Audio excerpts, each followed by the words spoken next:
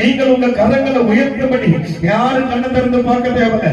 எல்லாம் கண்ணை மூடி இருக்கட்டும். இது கர்த்தர் பார்க்கிறாரு, இது கர்த்தர் பார்க்கிறாரு. யார் பாவி என்று நீ ஓர கண்ணுல பார்க்க ஆரம்பிச்சா நீ பாவியா மாறிடுவ. கண்ணை மூடு, கண்ணை மூடு. சிலரால ஜெயிக்க முடியலன்னு நினைக்கிறவங்க தன் கரங்களை உயர்த்துவாங்க. நீ அவங்களை பாவி என்று கற்பனையில நீ என்ன கொள்ளாதபடிக்கு உன் கண்ணை மூடு.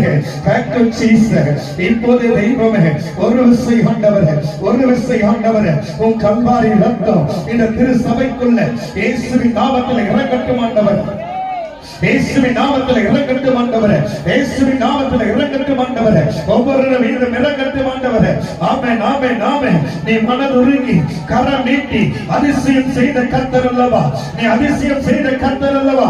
ஆமென், ஆமென், ஆமென், ஆமென். பரிசுத்த ஆவி உங்களிடத்தில் வரப்பொழுது நீங்கள் பலன் அடைந்து, நீங்கள் பலன் அடைந்து எருசலேமில், யூதாவில், சமாரியாவில் பூமி கடைசி வரையில் எனக்கு சாட்சியாக இருப்பேன் சொல்கிறேன். அந்த சாட்சி உள்ள அபிஷேகம் ஒவ்வொரு வேலையும் இறங்கட்டும். ஜெயிக்க முடியல நினைச்ச பாவத்தை இந்த வாரத்தில் ஜெயிச்சம் என்று சொல்லப்படி, ஜெயிச்ச என்று சொல்லப்படி, ஜெபிக்க முடியல சொல்லுகிற சகோதரிகள் சகோதரமார்கள் இந்த வாரத்தில் நான் ஜெபம் செய்தேன் சொல்லப்படி, இவர்களை மாற்றும்படி உதவி செய்யும்படி நீ காத்துக் கொள்ளும் ஆண்டவரே, நீ காத்துக் கொள்ளும்.